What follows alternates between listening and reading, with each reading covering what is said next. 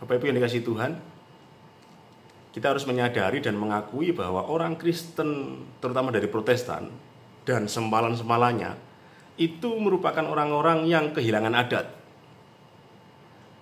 Zaman beberapa tahun yang lalu, kita melihat atau banyak muncul pengajaran yang mengatakan bahwa adat istiadat ini sesat, adat ini sesat, budaya ini sesat, tidak boleh dilakukan karena tidak sesuai dengan ajaran Tuhan Yesus.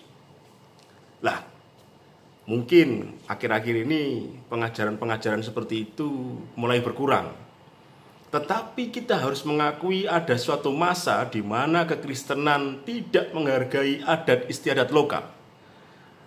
Ada masa-masa di mana pengajaran Kristen yang dibawa oleh Sending dan dilanjutkan oleh penginjil-penginjil dalam negeri, penginjil-penginjil lokal, itu tidak menghargai budaya lokal, bahkan cenderung untuk mengatakan bahwa budaya lokal itu adalah budaya sesat.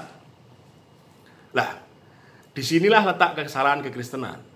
Kalau kita melihat di dalam kitab Injil Matius, Yesus sendiri mengatakan mencela orang-orang yang mereka bisa mengatakan, oh pada saat petang langit merah, maka cuaca akan cerah. Tetapi mereka tidak mau mengetahui, tidak mau menyadari akan tanda-tanda zaman tentang kelahiran anak Allah yang menjelma, yang berinkarnasi menjadi manusia. Bapak Ibu dikasihi Tuhan, kalau kita melihat sebenarnya perkataan ini membawa kita kepada satu pemahaman bahwa kekristenan itu adalah satu agama yang tidak bisa dipisahkan dari sistem adat istiadat dan budaya lokal. Kekristenan adalah seharusnya itu menghargai adat istiadat dan budaya di mana mereka ditempatkan. Jika kekristenan ada di dalam suku Jawa, mereka harus menghargai budaya suku Jawa.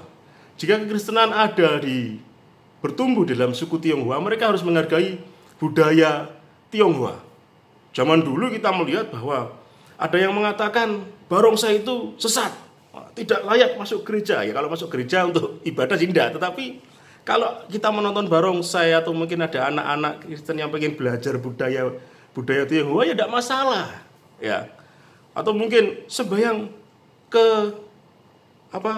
meja arwah leluhur itu sesat. Lah kalau mereka berdoa untuk keselamatan arwah leluhurnya, itu memang di dalam kekristenan dikatakan ada satu batas yang jelas antara orang hidup dan orang mati. Tetapi kalau hanya untuk sekedar menghormati budayanya, ya tidak masalah. Mungkin kita diundang kenduri di dalam budaya Jawa. Kita diundang untuk suatu ada hajat apa, tetangga kita mengadakan acara kenduri atau mungkin mengadakan acara syukuran, ya datang. Jangan menganggap itu hal yang sesat dan menganggap diri kita lebih suci dari mereka. Tidak. Kekristenan tidak bisa dan tidak boleh dilepaskan dari akar budaya di mana dia lahir dan bertumbuh. Yesus sendiri mengatakan bahwa dia tidak meninggalkan hukum Taurat. Yesus berkata bahwa hukum Taurat itu tidak akan dihilangkan dengan kedatangannya. Tetapi digenapi. Nah, adat istiadat di mana kita tinggal itu merupakan satu wahyu umum. Tuhan juga berkarya di dalamnya. Tuhan pasti mempunyai karya-karya sehingga diciptakanlah adat dan budaya setempat. Nah, jika itu kita perkenalkan Yesus di dalam budaya tersebut, kita bisa mencari titik temu tentang kelahiran Yesus, Tuhan dan Juru Selamat itu di dalam budaya di mana kita berada. Kita akan bisa menemukan satu pemahaman yang indah sekali, di mana Yesus itu bisa diterima dalam budaya setempat. Ingat satu buku yang menceritakan tentang kisah penginjilan di Papua, di mana dia bisa memasukkan pemahaman Yesus di dalam budaya setempat. Akhirnya apa? Satu suku bertobat. Dia bisa mengajarkan Yesus dalam konteks budaya setempat, mengenalkan Yesus Kristus Sang Juru Selamat itu dalam konteks budaya setempat, dan toyan jiwa-jiwa itu terbuka lebar. Banyak jiwa-jiwa yang bertobat, banyak jiwa-jiwa yang diselamatkan. Nah, mengapa saat-saat ini kita malah anti dengan budaya? Kita malah anti dengan adat istiadat. Kita seolah-olah meninggalkan adat istiadat setempat dan untuk kembali ke budaya Kristen. Kita harus mengakui Kristen di Indonesia itu kebanyakan kehilangan budayanya. Yang orang Cina yang beragama Kristen, mereka tidak lagi menjalankan budayanya. Orang Jawa yang beragama Kristen, mereka tidak lagi menjalankan budayanya. Budaya itu tidak semuanya jelek, tidak semuanya bertentangan dengan Alkitab. Adat istiadat tidak semuanya itu bertentangan dengan firman Tuhan. Kenapa kita tidak bekerja sama dengan adat istiadat dan budaya? Kenapa kita tidak bekerja sama dengan adat istiadat budaya setempat untuk mengabarkan Injil keselamatan? Kenapa sebagai orang Kristen kita tidak bekerja sama dengan mereka? Bekerja sama dengan budaya tersebut untuk mengenalkan Yesus Kristus sebagai satu-satunya Tuhan dan Juru Selamat. Nah, orang-orang Kristen yang bisa mengasimilasikan ya seperti itu ya, berarti dia bisa untuk memasukkan pemahaman tentang Injil ke dalam budaya setempat adalah orang-orang yang hebat. Dia adalah orang yang bisa mengetahui tanda-tanda zaman. Dia bisa mengetahui bahwa jika langit berwarna seperti ini, maka cuaca akan cerah. Dia akan bisa mengetahui jika langit dalam warna seperti ini, maka akan turun hujan pada hari itu. Lah, di dalam adat istiadat terutama orang Jawa itu paling dikenal karena budaya titennya. Mereka itu mengajarkan sesuatu itu karena mereka teliti dalam memahami segala sesuatu yang terjadi, memahami tanda-tanda zaman. Oh, jika ada hal seperti ini terjadi, maka akan ada sesuatu yang terjadi. Ya, seperti itu. Yesus juga seperti itu, mengajarkan hal itu. Kita harus melihat tanda-tanda zaman. Kita harus melihat tanda-tanda apa yang terjadi di sekitar kita, sehingga kita bisa untuk mengantisipasi dan mencari jalan keluar, langkah apa yang harus kita lakukan selanjutnya jika hal tersebut akan terjadi. Bapak Ibu yang dikasihi Tuhan, kekristenan dan terutama Yesus Kristus sendiri tidak pernah mengajarkan kita, tidak pernah berharap kita untuk meninggalkan adat istiadat atau budaya di mana kita dilahirkan. Tuhan Yesus menginginkan kita bekerja sama dengan budaya atau adat istiadat di mana kita dilahirkan untuk mengabarkan Injil. Itu gunanya orang Kristen sebagai surat yang terbuka. Itu gunanya orang Kristen disebut sebagai garam dan terang dunia. Di mana mereka dilahirkan, budaya di mana mereka berada, adat istiadat di mana mereka bertumbuh, itu merupakan salah satu sarana untuk mengabarkan Injil keselamatan, untuk mengabarkan jalan salib, untuk mengabarkan salib Kristus.